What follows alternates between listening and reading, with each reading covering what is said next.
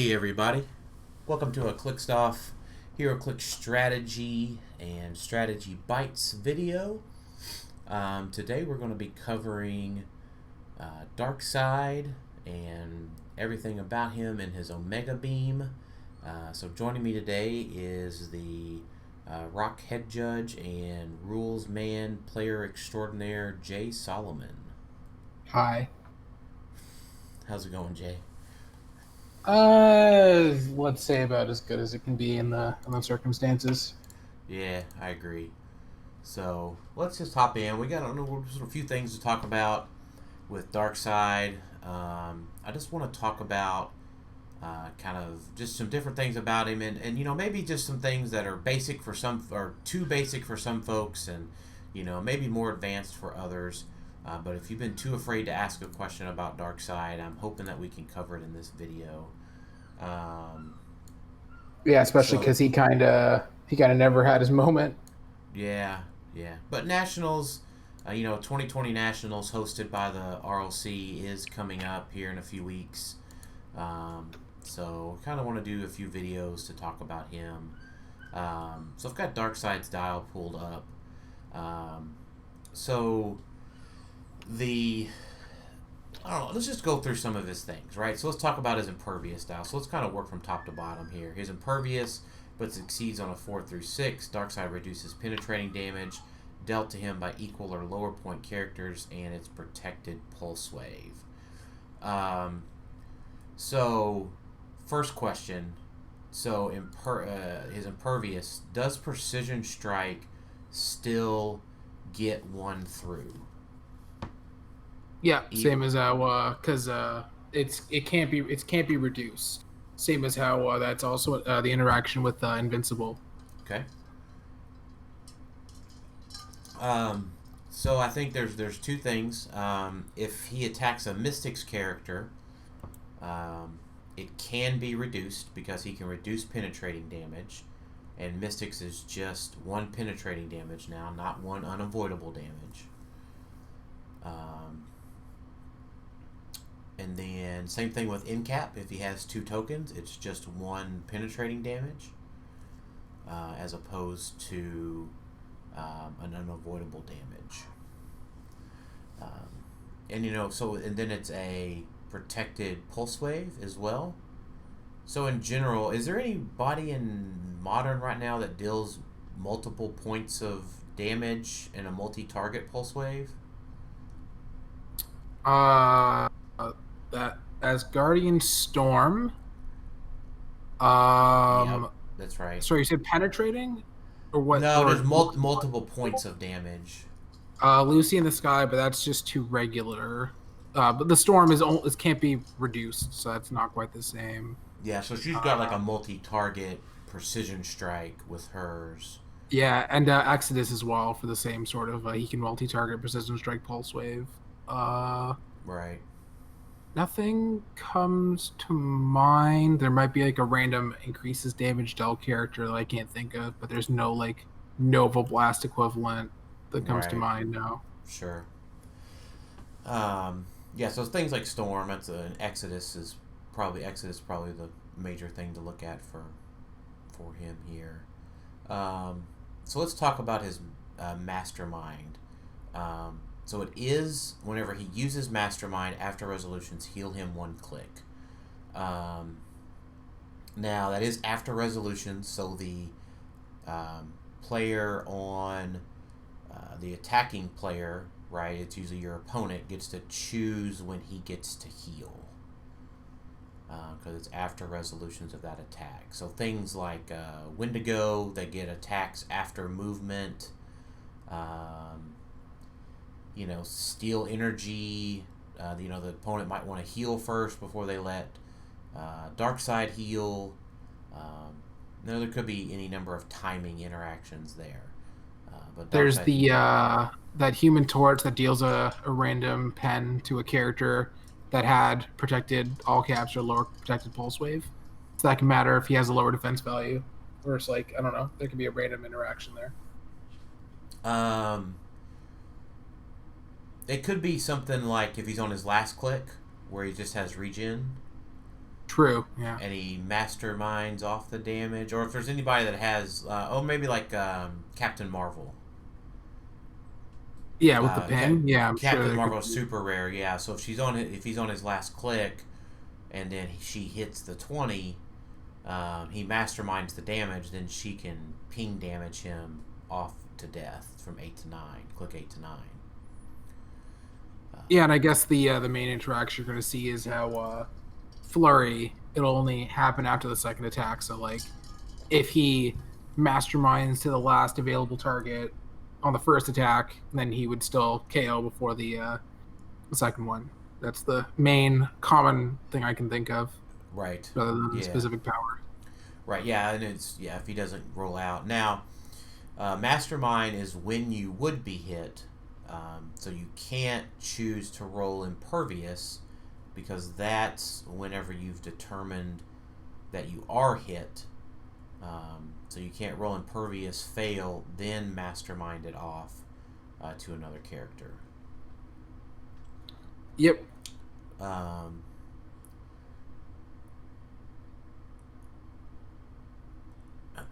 so the next thing I wanted to ask about, and some of these I personally don't know all the answers to. That's why I've got Jay on. Um, when in doubt, bring in the SME. So phasing teleport. So something that always trips me up. His speed value is 12. Can that be perplexed up to a 13? Speed value is 12. That does sound like a replacement.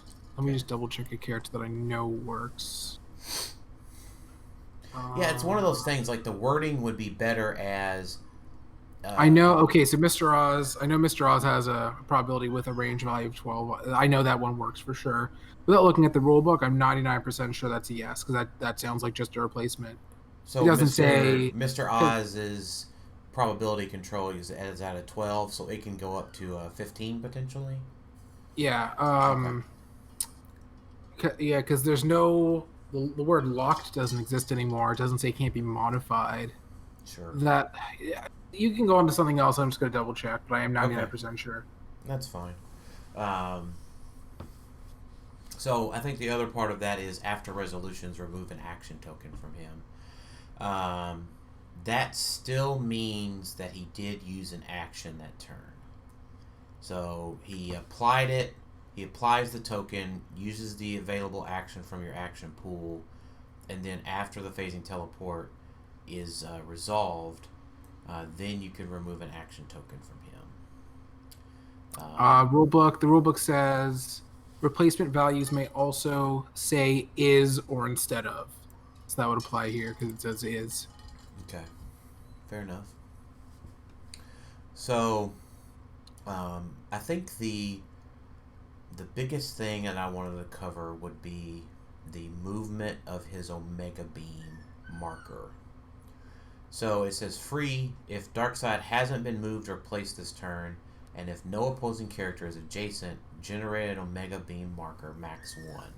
Free, roll 2d6. For each d6, you choose the order, choose a horizontal or vertical path directly from the horizontal or vertical path from the Omega Beam marker, and then place that marker exactly that many squares away along that direct path. If either path first crosses a square occupied by an opposing character, then remove the marker and make a close attack targeting that character regardless of adjacency, or a piece of blocking terrain. Remove the marker and then destroy that piece of blocking terrain. So, Oh, one I sec, think. I'm just getting a call. Oh, okay. So I want to talk a couple of things about um, the Omega Beam, and let me just get a couple of opposing characters out here. Sorry, I got an important phone call. I'll be like a minute or two. Okay, that's fine. I'll hit Sorry. pause. All right, let's get a couple of opposing characters pulled out of the map here first. I don't know.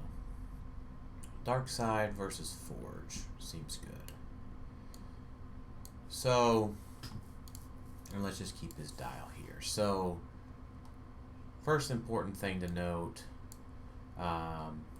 if there's a character adjacent to Darkseid, he cannot generate the Omega Beam. Just pretty simple, straightforward. If they're adjacent. If they're not adjacent, he can generate the Omega Beam.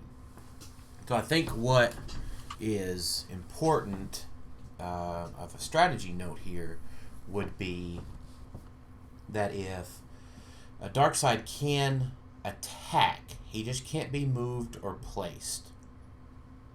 So Darkseid, let's just assume he's on his super strength clicks just for that's a relevant thing. Yeah, he rolls doubles, right? So Darkseid can take an action, punch Forge here, knock him back. Let's just assume he knocked him back 1 square for just purposes of the video.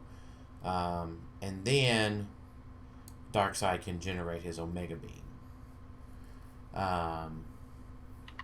Now, I guess something I hadn't really thought of, he can start the Omega Beam in any of the 8 squares that are adjacent to him, right? Mm-hmm. So I actually hadn't thought of that. So you get to roll first before you place the Omega Beam?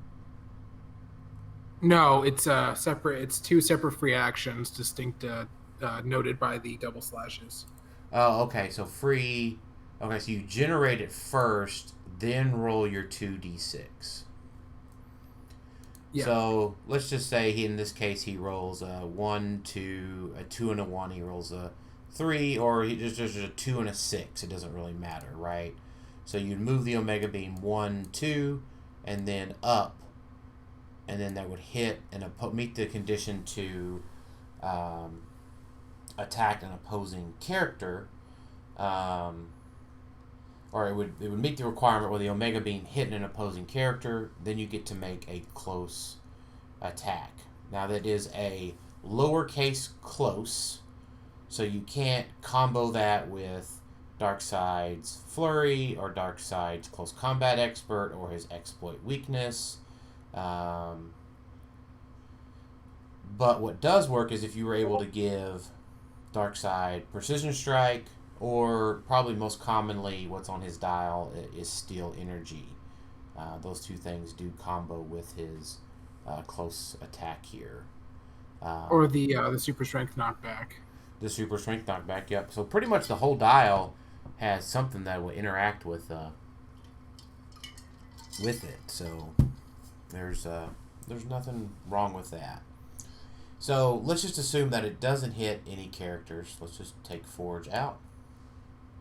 And then we roll, I don't know, a crit miss, right? So you just move it 1 and 1 over, 1 down.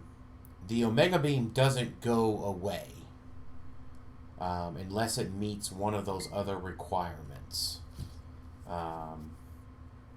So let's just say you roll a 2 and a 3. The next turn, you can move it out 1, 2, 3, and then down 2. 1, 2. So his Omega Beam, pretty comic accurate. It zigzags until it can find an opponent. You would usually give him improved targeting, but that's definitely not how it works. Yeah. Right. By far the most accurate they've gotten it. Yeah, I agree. So let's just go with the easy one first, right? The Omega Beam hits blocking. Now, in this case, Jay, it would put hindering terrain down by hitting the blocking. Where do you put the rubble markers? Do they go just in the blocking terrain square? Well, if it's just a straight square of blocking, like just in this case right here, just a straight square of blocking. Yeah.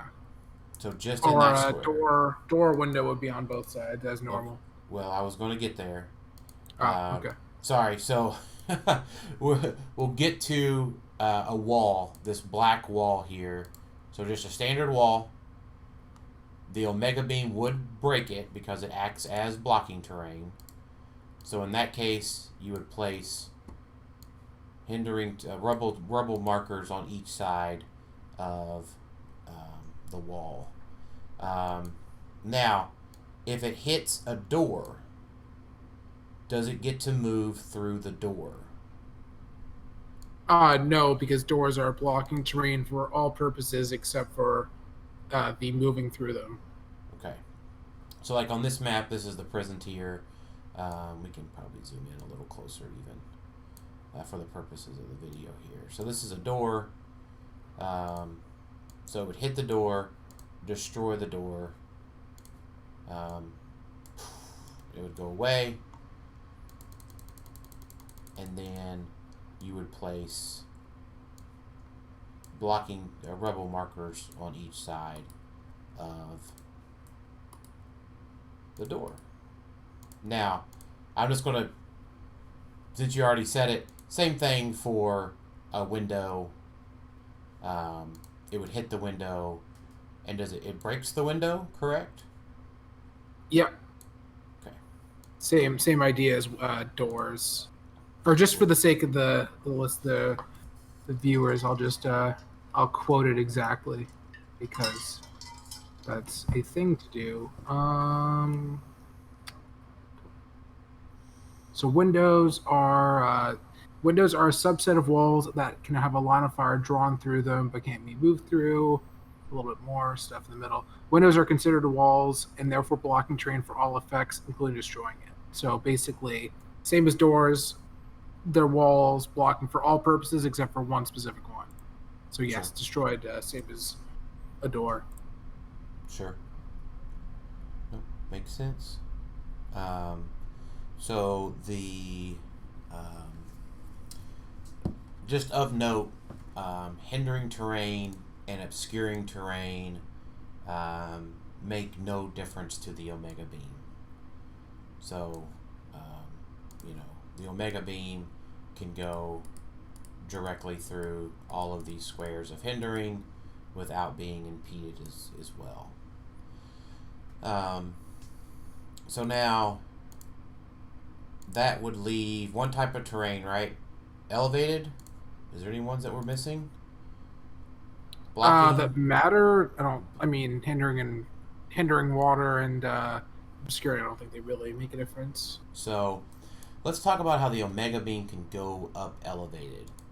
Can the Omega Beam just go from this elevation to the second elevation without using stairs? It's just a placement.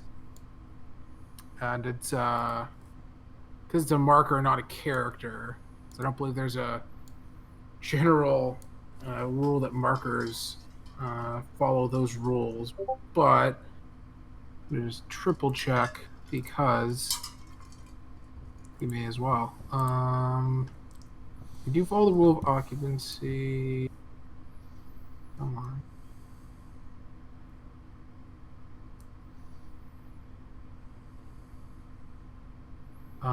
Often markers do involve terrain and change of square, blah, blah, blah.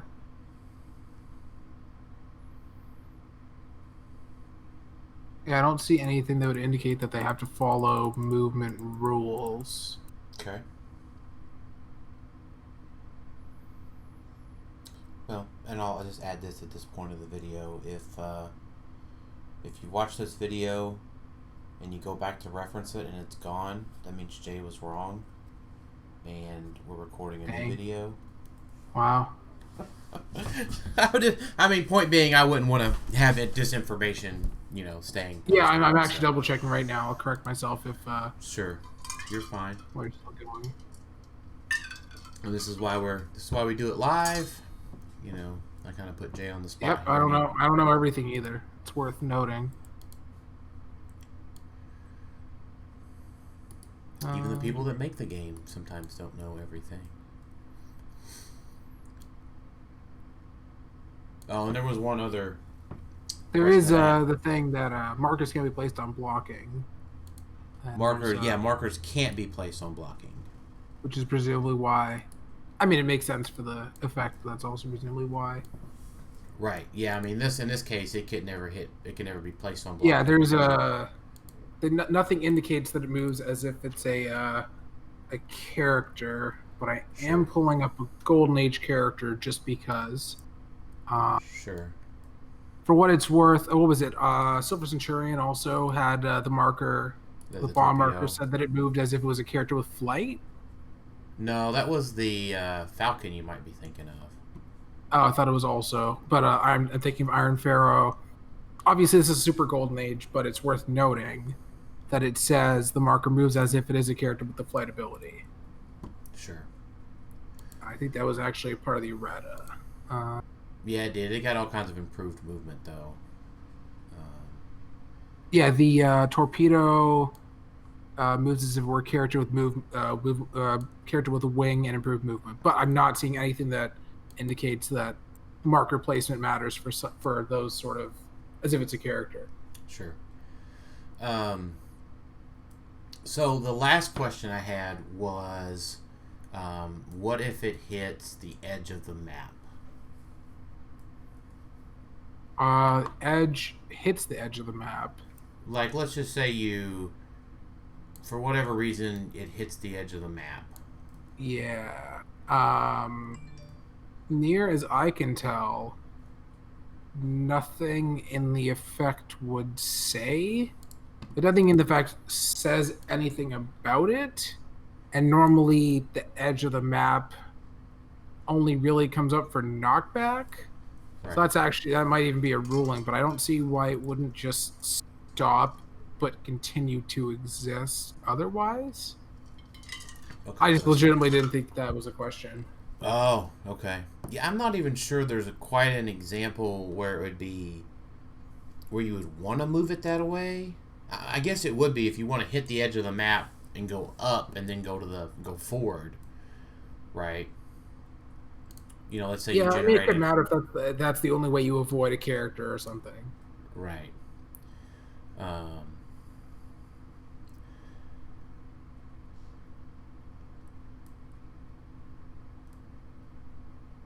so I guess the last question would be, since it does have to follow the rules of occupancy, what if it was to end in a square of a character that's a friendly character? Uh, just pull them up again. We might actually generate some questions for the win tonight. That's a good question. It says opposing character. Right. Yeah, square occupied by an opposing character. So if it crosses a square occupied by a friendly character, it just moves along its merry way. But I'm wondering what happens if it ends in that.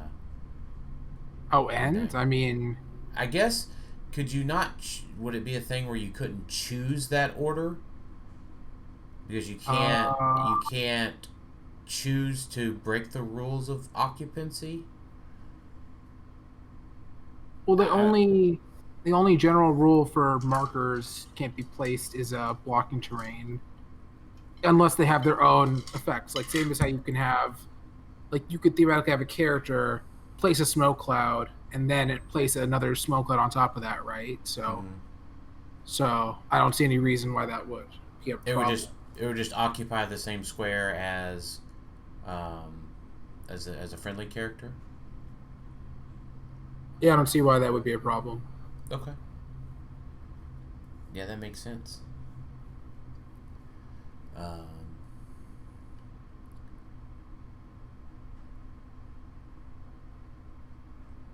so, yeah, I guess that would mean in like a crazy scenario, I'm just thinking out loud here. Let's just say it ends in the square of a friendly character. That friendly character is KO'd, and then an opposing character goes to occupy that square, and then so you just roll automatically, and you just automatically get to attack them. Right. It's if for some reason Yeah. there's a character there that square is considered to have been moved through. Right. So yeah, if they want, they can place a character there, sort of to force it. Yeah, just say as fodder, right, or something. Yeah, pretty much. Yeah, just depending Yeah, on the exactly. situation, right? Just Yeah, it could very well happen. A random bystander. yeah. And I think the last question or thought that I had was, it can only target that character. So let's just say that character you roll shape change, then that attack would just fizzle, right? It would just Yeah, exactly, because it's just it says targeting that character, right. and also You there can't wouldn't be target. a way to. Hmm? I said you can't like target another character adjacent to it or something like that. It's got to be that Yeah, specific there's character. yeah even if yeah, there's just no way there because it also like there's no way for it to pass into another character because it gets removed immediately. So there just is no other target for any intents and purposes. Sure. Well, Jay, was there anything else you wanted to add? Oh, I didn't like that. There was a question I know the answer to. I The edge of the think. map thing is probably a Oh, pretty I guess the one thing is that it's worth noting that in a given turn, you have not been moved or placed, and you generate the marker. But then there's no reason that you can move or be placed or anything like that, and then move the marker, as well as subsequent on any given turn. The no moved or placed is completely separate from the actually placing it, rolling and placing it, sort of thing. right. So once it's generated, you can um, once it's generated, you can charge or sidestep or flurry or phasing teleport and then Yeah, move the yeah, Omega pretty Beam much just around from yeah, there. do whatever. Right. Yeah, because the free is a separate one. Yeah, that's important to note. Yeah. Yeah, and I guess it's also worth noting that you can choose the same direction for both results. I don't know if that's immediately obvious because of how the wording, but No, it's not. So you can go. Let's say you roll a 4 and a 4. You can go forward 8. yeah, because it just says for each result, and then you choose the for each result you choose a path. It doesn't say anything like that. You must choose a path. You Yeah. can only choose each path once. Okay. Now, to be fair, that was not immediately apparent to me. Yeah, that's why I mentioned it because it kind of came to mind just when. Right. So if he's here, you roll a 4 and a 4. 1, 2, 3, 4. He's in 18. And then 1, 2, 3, 4. He goes to 14. In our scenario here where we've already busted that down. No, that was not apparent to me. So that's a good point. Any other thoughts that you had there? Just briefly running through it again. I don't think that there is. I think you covered pretty much everything as well as the other special powers and whatnot. So yeah, I think that's all about all we need to cover. Okay. All right. Well, thanks everybody for watching this Clickstuff Heroclix Strategy Bites video. If you like what you see, check us out at clickstuff.com, facebook.com/clickstuff, and patreon.com/clickstuff. Have a great day.